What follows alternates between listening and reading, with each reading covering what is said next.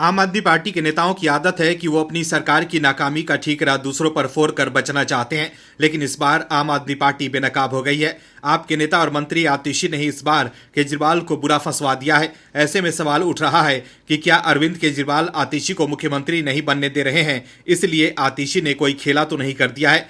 केजरीवाल अपनी पत्नी को आगे बढ़ा रहे हैं, इसलिए आतिशी केजरीवाल सरकार की नाकामियों पर से पर्दा तो नहीं उठा रही है। ये हम नहीं, दिल्ली के एलजी ही कह रहे हैं कि आतिशी ही केजरीवाल सरकार की पोल खोल रही हैं। ऐसे में आप समझ सकते हैं कि आम आदमी पार्टी में सीएम पद को लेकर खींचतान किस हद तक बढ़ गई है। आतिशी के अलावा संजय सिंह भी अपने आप को पार्टी में सबसे ऊपर मान रहे हैं, लेकिन अरविंद केजरीवाल को सिर्फ अपनी पत्नी पर ही भरोसा है और वो अपनी पत्नी को ही सीएम बनाना चाहते हैं। लेकिन दर्शकों, दिल्ली के एलजी के सक्सेना ने आम आदमी पार्टी की सरकार या यूं कहें जेल से चल रही केजरीवाल सरकार को दिन में तारे दिखा दिए हैं। कैसे, बताते हैं आपको इस रिपोर्ट में।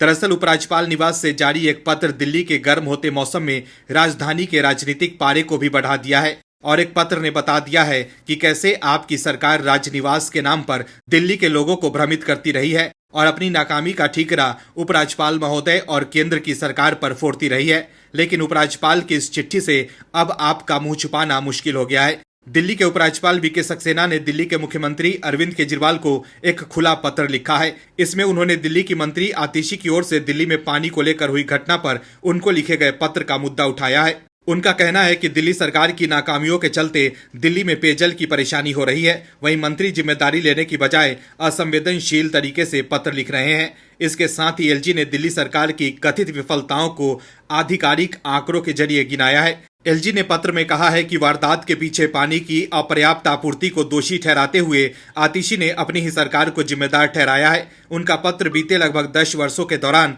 निष्क्रियता और अक्षमता का कबूलनामा है। ये दुर्भाग्यपूर्ण घटना दिल्ली में अपनी तरह का इकलौता केस नहीं है। राष्ट्रीय राजधानी में पानी की कमी को लेकर पहले भी कई घटनाएं दिल्ली सरकार की विफलता के कारण हुई है। उपराज्यपाल ने अपने पत्र में कहा है कि ऐसे मामले साल दर साल होने वाली घटना बन गए हैं। बीते 10 वर्षों के दौरान ऐसे मामले मीडिया में व्यापक रूप से रिपोर्ट किए गए हैं। एलजी ने कुछ घटनाओं का हवाला दिया है। उन्होंने लिखा है कि मैं 2017 में हुई कुछ रिपोर्ट्स का स्क्रीनशॉट अटैच कर रहा हूं। दिल्ली में पानी की समस्या बीते 1 दशक के दौरान काफी गंभीर हो गई है, खासकर उन बस्तियों में जहां गरीब लोग रहते हैं। एलजी ने लिखा है कि दिल्ली विधानसभा के हालिया बजट सत्र में पेश किया गया आर्थिक सर्वेक्षण साल 2023-24 कुछ हैरान करने वाले तथ्य सामने ला रहे हैं। बीते 1 दशक में जल उपचार क्षमता 906 एमजीडी से 946 एमजीडी हुई है। ये मात्र 4.4% की बढ़ोतरी है, जबकि इस अवधि के दौरान दिल्ली की आबादी में 15% की बढ़ोतरी हुई है। नतीजतन जल आपूर्ति में कमी लगभग 290 एमजीडी देखी जा रही है। पानी की बर्बादी, पानी की चोरी, बकाया भुगतान नहीं किए जाने, पानी के रिसाव का प्रतिशत 2015 में 45% था, जो 2022-23 में बढ़कर 58% हो गया है। यानी 2015 में 906 एमजीडी उपचारित जल में से केवल 498 एमजीडी का इस्तेमाल हुआ।